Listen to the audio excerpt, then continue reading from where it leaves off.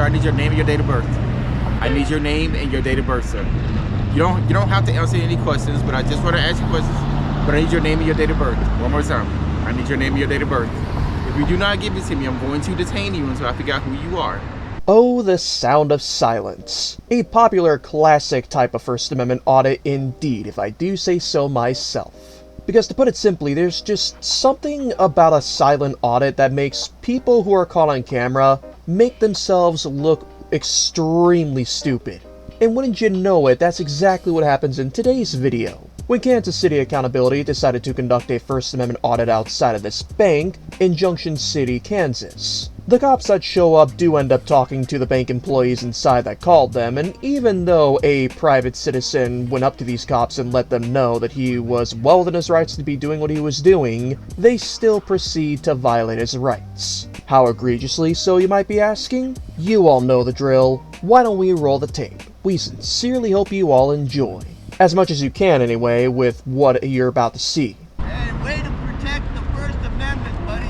How you doing, sir? An awesome job. Sir? Sir? Sir? Sir, I need your name and your date of birth.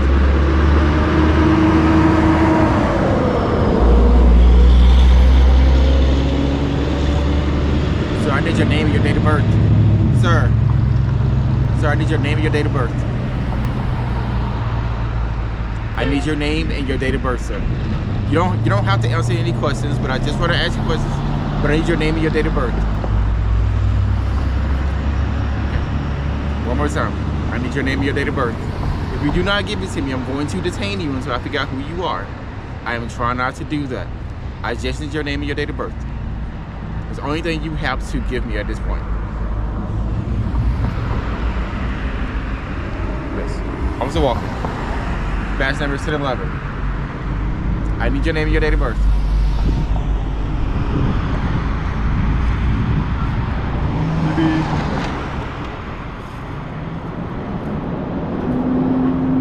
What's going to happen is, I'm asking for your name and your date of birth one more time, and I'm going to detain you until I know who you are. Right? You can hold your camera. You're about to put it down or something, but I'm about to detain you in just a moment. I need your name and your date of birth then. You are casing the bank. You are possibly casing the bank.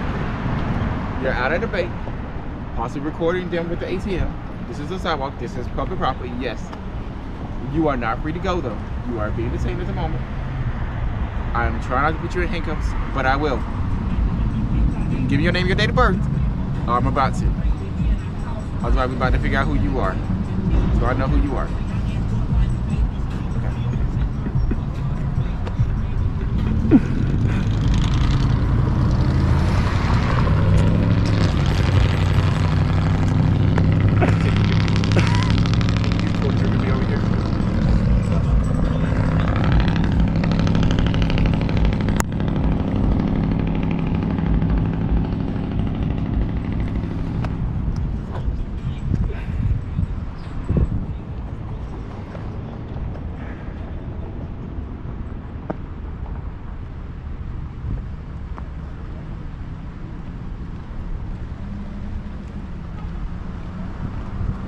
So, got nothing from him.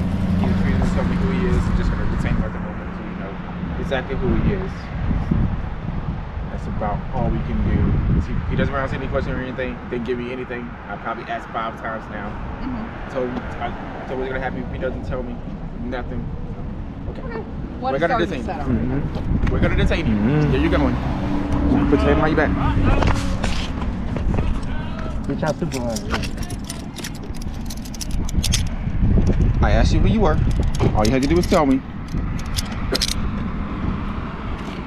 And I'll call him. He won't come after for this. Oh, yes, he will. No, he won't. Yes, he will. So you can hold your camera or we can put it down. It's up to you. Okay. Oh, you seem to be down there. Drop it in the 1980 We currently got him detained in handcuffs. He's still refusing to identify himself or give any sort of an explanation of his activities here.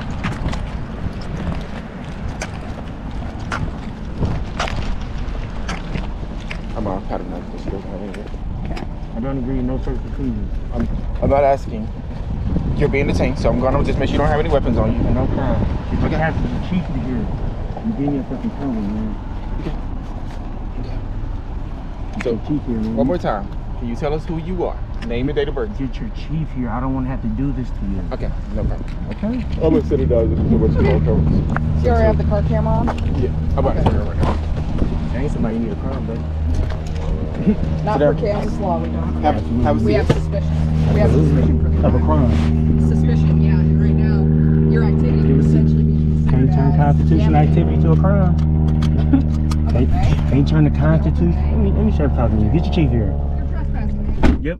I think it's safe to say, we the people, that none of these cops involved had any RAS of this guy committing any sort of crime whatsoever.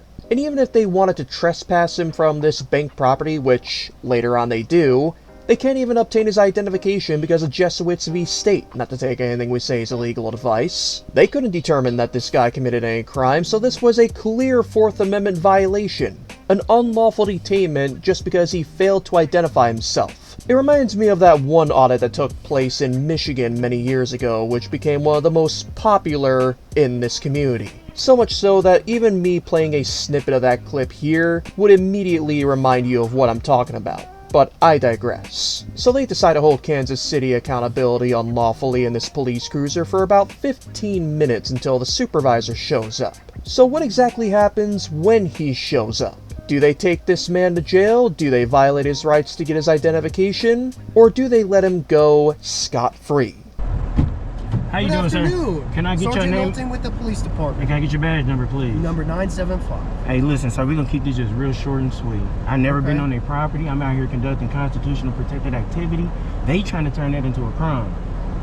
Sure, okay. All I ever did was been on the sidewalk. I understand the reason we came out here is because they were concerned I understand. because they said you were Trust. filming close to the I ATM. understand that. I understand. Their concern is that with the ATM open, the transaction codes are visible that can be inputted into other ATMs. They were concerned about possible robbery, casing for robbery activity. They were concerned about possible theft of information. So- They so- don't know what's going on. And not, I mean to cut you off, So- but let me just add something on yes. this. So if that's what Can- they nervous can- about, they should put a box Can- around it No, because I understand. they have to create their own Can I privacy. finish? Go ahead. Can I finish Go with ahead. you? Okay. So that said, they called us out here because they were apprehensive to make contact with you because they don't know what's going on. So we make contact with you. It sounds like Exercising rights. from what you're telling me, from what they're telling me, it doesn't sound like you committed a crime. We detained you while we were going and figuring that out. Okay. So that said, I don't have any more reason to hold you. So I'm gonna have you stand up and we're gonna let you out of handcuffs and let you continue on. Okay. That said, Armed Forces Bank does not want you on the property anymore. I never okay? been on their property, man. Never. Okay, I had no so they're intention. saying that you were. They are. I wasn't got here, I got a don't know. camera, man. That's a I'm false warning police you report. that you can't come back to Armed Forces Bank. I'm never on their So you can think about it whatever you want. Never been on their I'm property. telling you, you can't come back to Armed Forces Bank. That's fine. I never been on their property. Can you stand up, okay? Yeah. It's gonna hurt me. Or it's gonna hurt you. I hope you actually learn valuable lessons. This is what I teach, and y'all put these on me kind of tough. And I was really kind of concerned why y'all had to detain me. I waited on y'all to get here. I wasn't running. So I don't have any more business for you, so you're free to go. And you have a nice day, okay? Ooh, ooh, ooh. Say, honey, I'm a superstar today. Look at that, y'all. Ooh. Dumbasses. Boy, you gonna put that on my wrist that hard like that? Cause you confused. You ignorant. Now, although I'm not a big fan of them trespassing this man from the bank property, the supervisor did a heck of a lot better than those other cops involved. And if I'm not mistaken, by the looks of things, they didn't even get this man's ID, so I consider this a First Amendment win for sure. I mean, yes, he was unlawfully detained for no crime at all, but they still got an education and they failed to get his identification. I think you all can tell that we're at the point where we can just take what we can get because cops in America, generally speaking, simply either don't care or don't know the law. But we are curious to know what the rest of you think about this entire interaction, so please do share with us in the comments down below. Not only that, we the people, but make sure you go subscribe to Kansas City Accountability and let him know that Recognizing Your Rights sent you, and give him all the love and support that you feel he deserves. Stay tuned for his updates on other situations, and not only that everybody, but don't forget to check out our links in the description and the pinned comment to Attorney Shield, where if you use our promo code of ROR1776, you can more easily get yourself a lawyer on speed dial when you have your first purchase 10% off. Make sure to check that out if you're interested, but with that out of the way, thank you once again for watching. We at ROR truly appreciate your support, but the only other thing we want from you would simply be to never stop loving the good old Constitution.